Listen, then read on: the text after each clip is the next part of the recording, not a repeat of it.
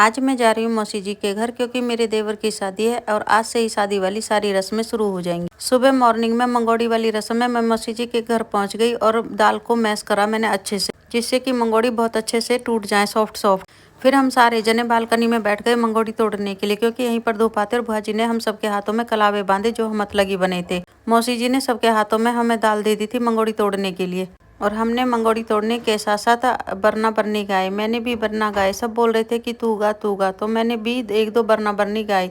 लड़के की शादी में तो बरने ही गवते हैं, बरनी नहीं गए, खाली बरने गाए थे। और देखते देखते ही हमने पन्नी भर दी थी मंगोड़ी से। फिर हमारा मंगोड़ी तोड़ने के बाद हुआ टी ब्रेक। सबने चाय ली और माता जी सब्जी काट रही थी दोपहर के खाने के लिए। फिर सबने मिलजुल कर खाना बनाया और सबने खाया और एक दूसरे को खिलाया। और शाम को 3 बजे थी ये गेहूं हाथ वाली रस्म। पंडितानी आ गई थी, ढोलक बजा रही थी और भजन गा रही थी। फिर मौसी जी ने गेहूं फैला दिए थे और जो हम हाथ लगी बनी थी, दो दो जोड़े से हमें वो गेहूं फटकने थे।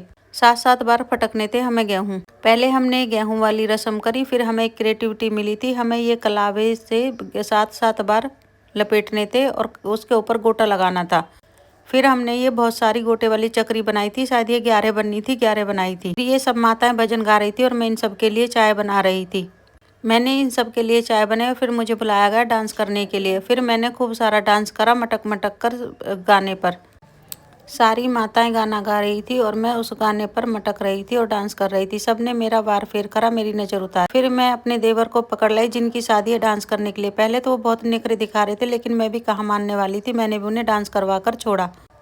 शादी वाले घर में तो ये डांस गीत ना करो तो एंजॉय नहीं होता। और देखो सर्दी में भी कितने पसीने आ गए डांस करके। फिर हम सब खाली बैठ गए थे सारी रस्म होने के बाद और आपस में खूब गप्पे सप्पे लड़ा रहे थे। एक दूसरे को अपनी अपनी बातें बता रहे थे और हंस रहे थे। फिर शाम हो गई और मैं अपने घर आ गई गाड़ी से। राधे राधे जी, कल मिलते हैं नई बातों के साथ।